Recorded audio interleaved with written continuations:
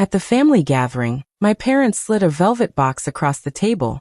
My brother Callan opened it and found keys to a $1.2 million mansion, everyone cheering. Then my mother turned to me, pressed a crumpled $5 bill in my palm, and whispered, "This is all you're worth, Nola." My vision blurred, but instead of crying, I stood up, walked away, and within an hour, everything changed. The dinner table was filled with laughter, glasses clinking, and smiling faces. Everyone's attention was on Callan, as if he was the only star in the room. Plates of food were set aside when their parents proudly stood up and pulled out a velvet box. The air grew heavy with excitement as they slid it across the table to Callan. He opened it, and inside lay shiny new keys. The announcement came with pride. Those were the keys to a $1.2 million mansion. The room erupted in cheers, claps, and congratulations. Relatives stood, hugging him as though he had won a great battle. His cousins shouted his name, his uncles patted his back, and his parents looked at him with eyes full of admiration. But across the table sat Nola. Her palms were sweaty, her chest tight. She waited, hoping for even a small word of kindness. Instead, her mother leaned close, pressed a crumpled $5 bill into her hand, and whispered coldly, "This is all you're worth." The note felt heavy, heavier than gold, because it carried the weight of rejection. Her fingers trembled around it, the paper burning her skin with humiliation. While Callan smiled wide, soaking in the love, Nola lowered her eyes. Every laugh around her stabbed deeper, especially when someone joked that at least she could buy herself a meal with the money. A few cousins smirked, others exchanged mocking glances, and no one tried to defend her. She sat in silence, her throat dry, her heart pounding harder than ever. The difference was clear. One child lifted high like a king, the other treated like dust under their feet. The mansion key gleamed in Callan's hand, but in Nola's palm lay a wrinkled bill that screamed of rejection. She did not argue. She did not beg. She sat quietly, letting her silence speak louder than words. Inside her, though, something shifted. It was not weakness that grew in that moment, but fire. Fire born from humiliation. Fire that would one day burn brighter than the cheers that filled the room. While her family celebrated their golden child, Nola sat still, unnoticed, but in her heart, a storm was gathering. And that storm was only just beginning. The laughter spread across the room like wildfire, loud and careless, cutting deeper than any knife. One of the relatives, half drunk and full of boldness, leaned back in his chair and pointed at Nola with a grin. "At least she can buy herself a meal with that," he said, nodding toward the crumpled $5 still clenched in her fist. The table erupted again, some slapping the table, others covering their mouths as if the insult was too funny to hold back. Her cousins leaned into each other, smirking, their eyes fixed on her like hunters circling their prey. A few whispered, "Poor thing," but their voices carried no pity, only mockery. Her aunts shook their heads with fake sympathy, pretending to feel sorry while their lips curled in cruel amusement. Every laugh echoed in her chest, pounding against her ribs until it felt hard to breathe. Nola sat still, her face calm, but her heart was heavy. She did not lift her eyes to meet theirs because she knew what she would find: ridicule, pity, and dismissal. The $5 note in her hand crumpled tighter as her fingers pressed into it. She wanted to throw it down, but she held it firm. She knew if she reacted, they would laugh louder. If she cried, they would say she was weak. So she chose silence. Her silence was not emptiness. It was power. It was her shield, stronger than any words she could have spoken. They thought she was swallowing shame, but in truth, she was swallowing fuel. Every laugh, every smirk, every cruel whisper only added to the fire inside her. She kept her head low, but in her heart, something began to shift. Her brother Callan raised his glass, smiling proudly, basking in the endless praises. "To my new home," he shouted, and once again the room cheered. They lifted him high like a king, but Nola knew kings could fall.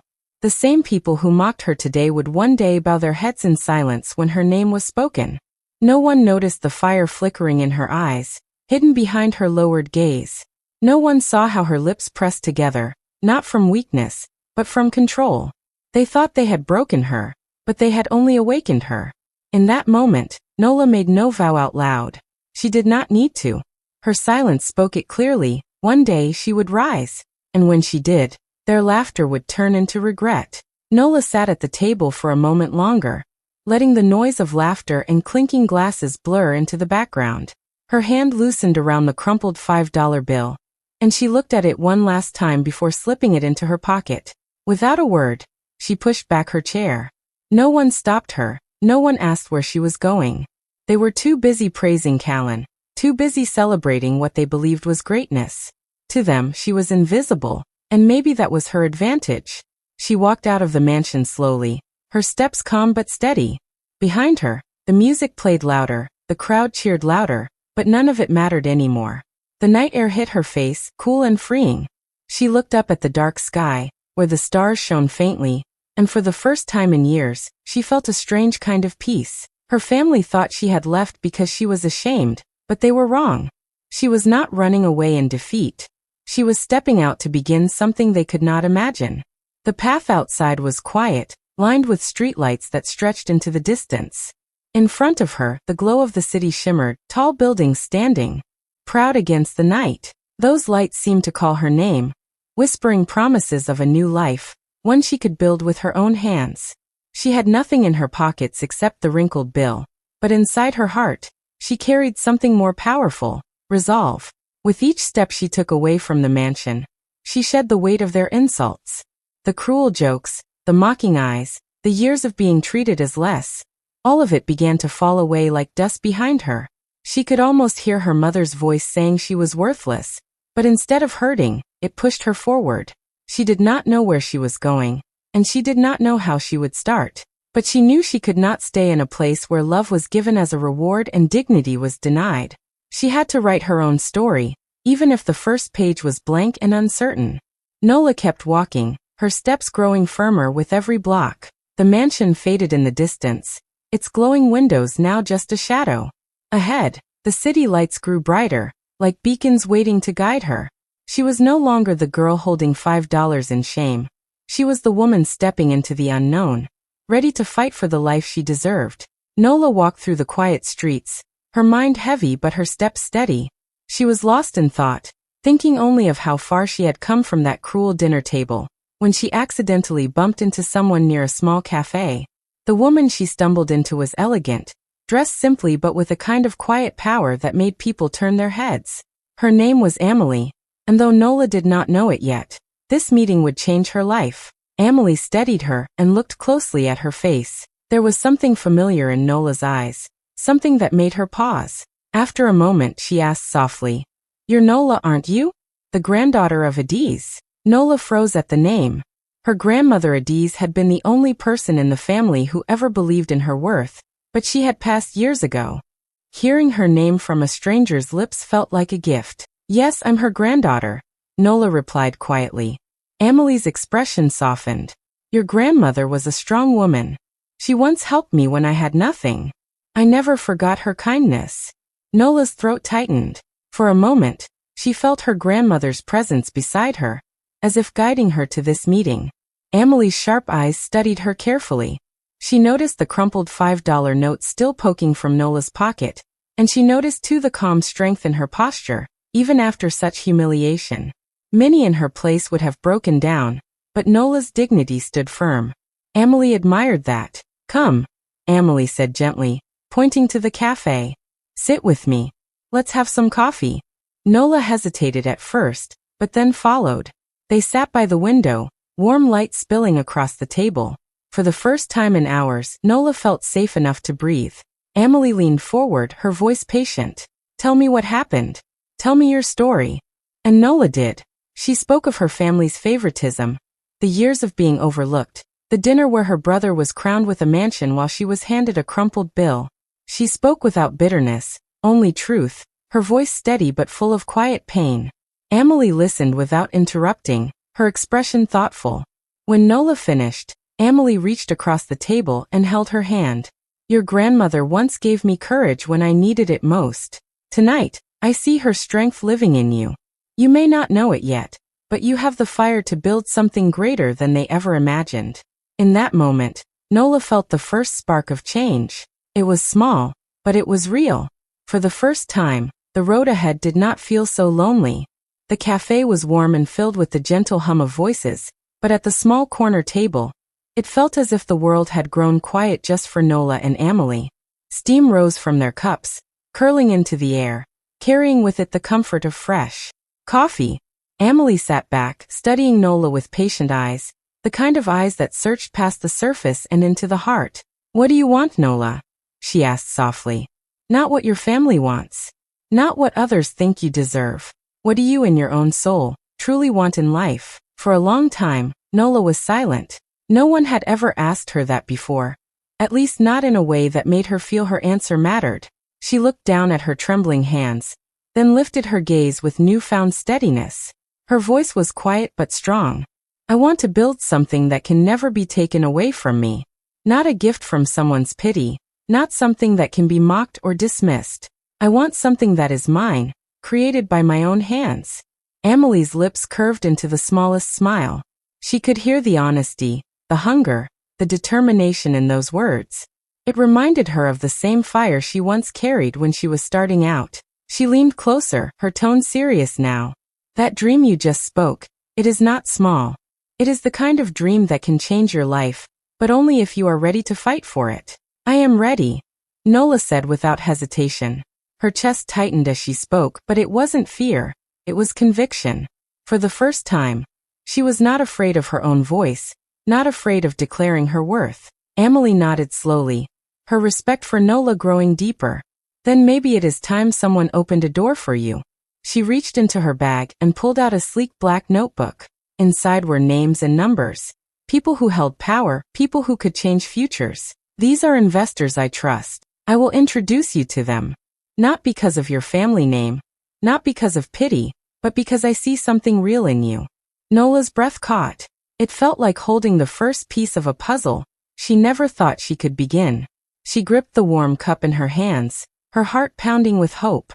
That night, over coffee and quiet words, the seeds of a new beginning were planted. They were small, but Nola knew that with care, those seeds could grow into something unshakable. Something that would finally prove her worth. Callan's mansion stood tall on the edge of the city, its white walls gleaming under the sun like a trophy. On the first day, neighbors came to admire it, relatives arrived with smiles, and Callan walked through the gates as though he were royalty. To him, the house was proof that he was the chosen one, the golden child.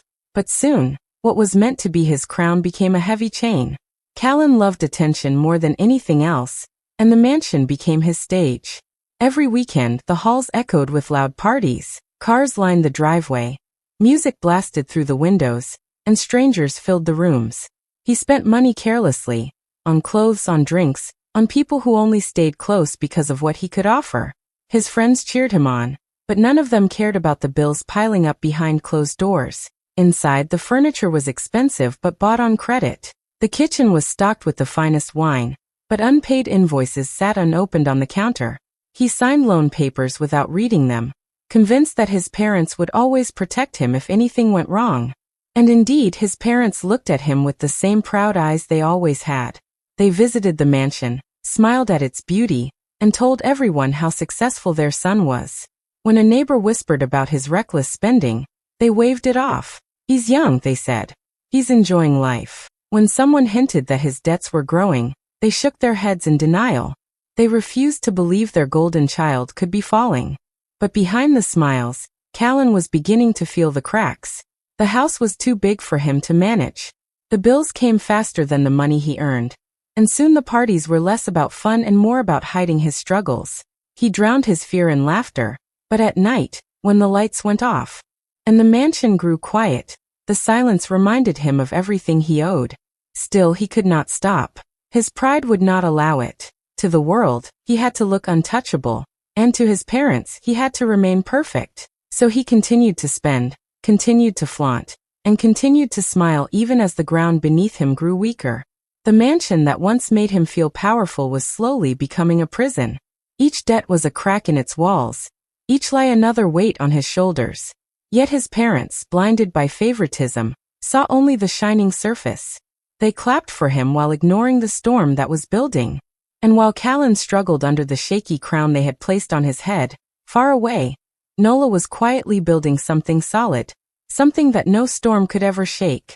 Nola's days began before the sun rose and stretched long into the night. She carried a small notebook everywhere she went, scribbling ideas whenever they came. Most of those ideas failed at first. Investors shook their heads, some laughed, others simply ignored her. Each rejection stung, but none of them broke her. Every no became fuel for her next try. She learned from her mistakes, adjusted her plans, and came back stronger each time.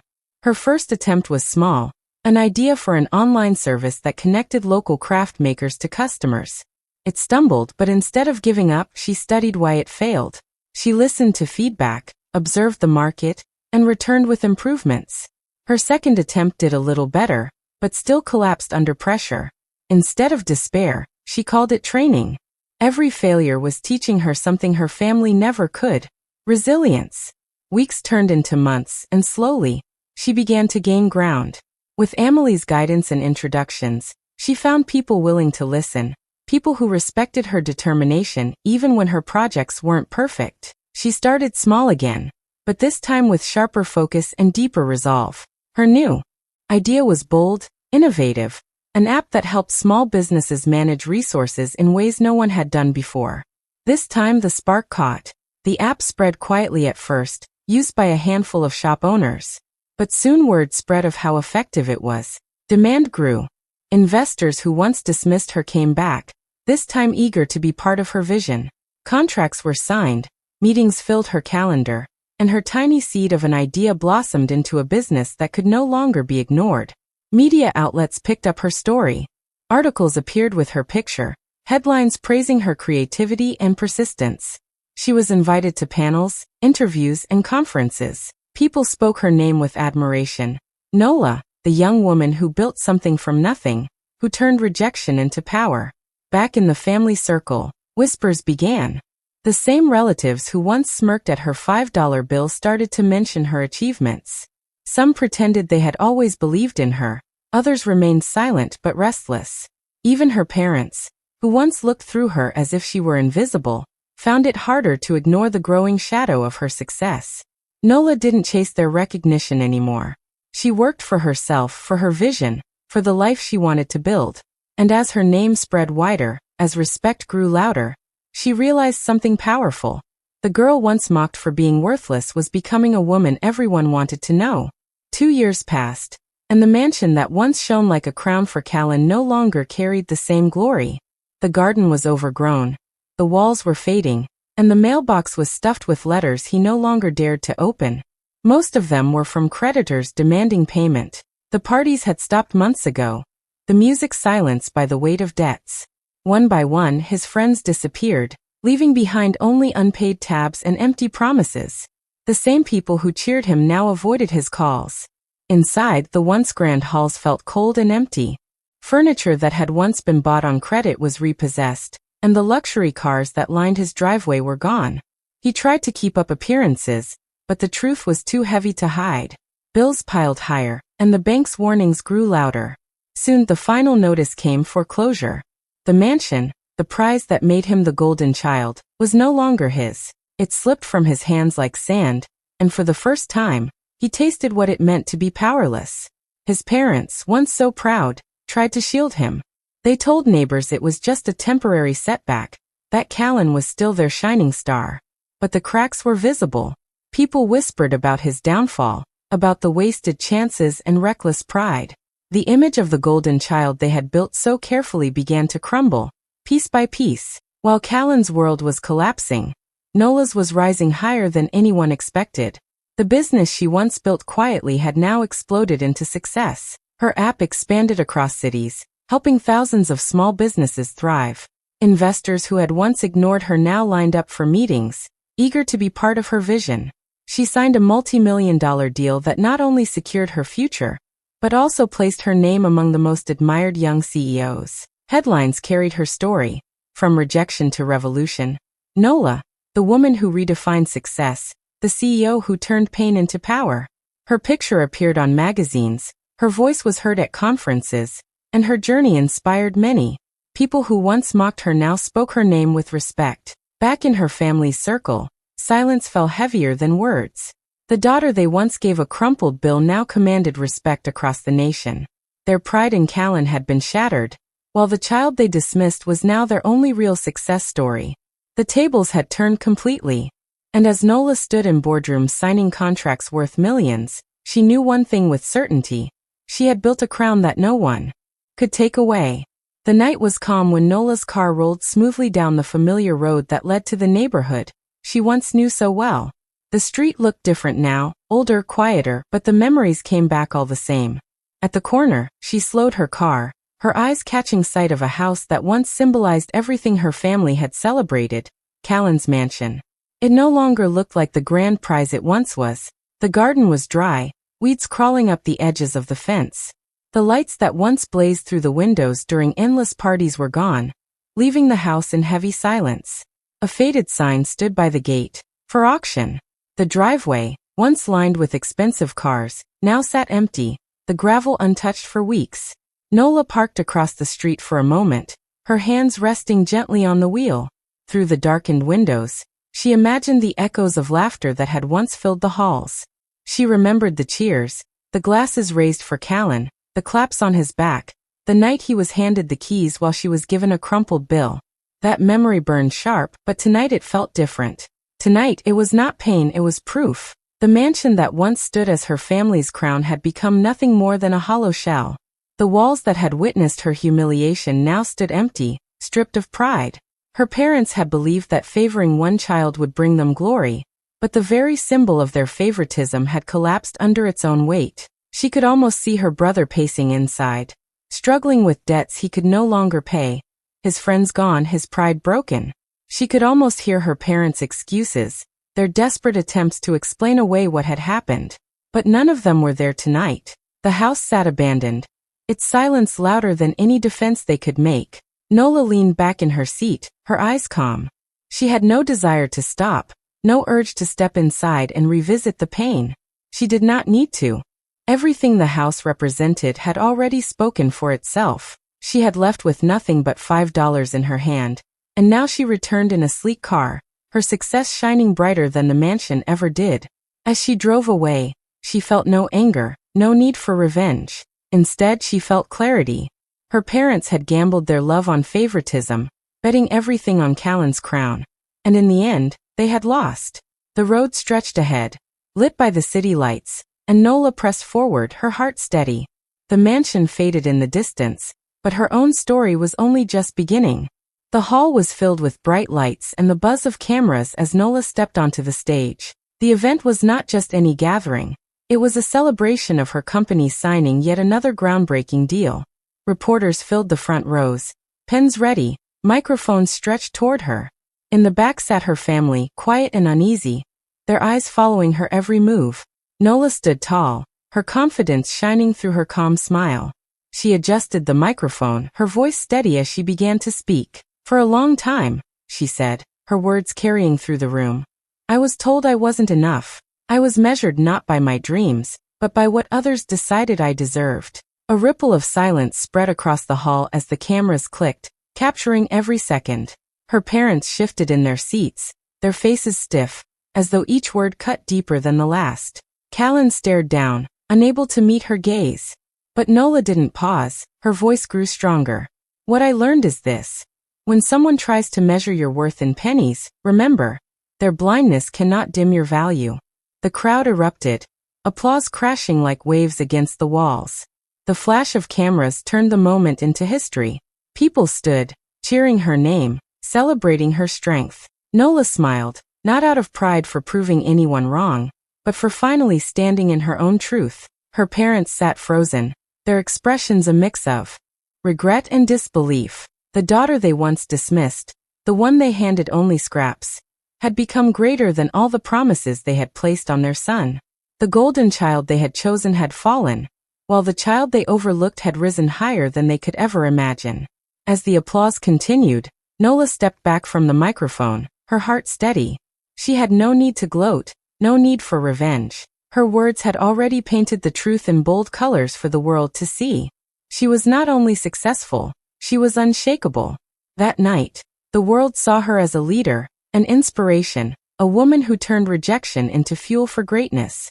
And as she left the stage, Walking past the flashing cameras and the roaring cheers, she knew something her family had only just realized. She had already won.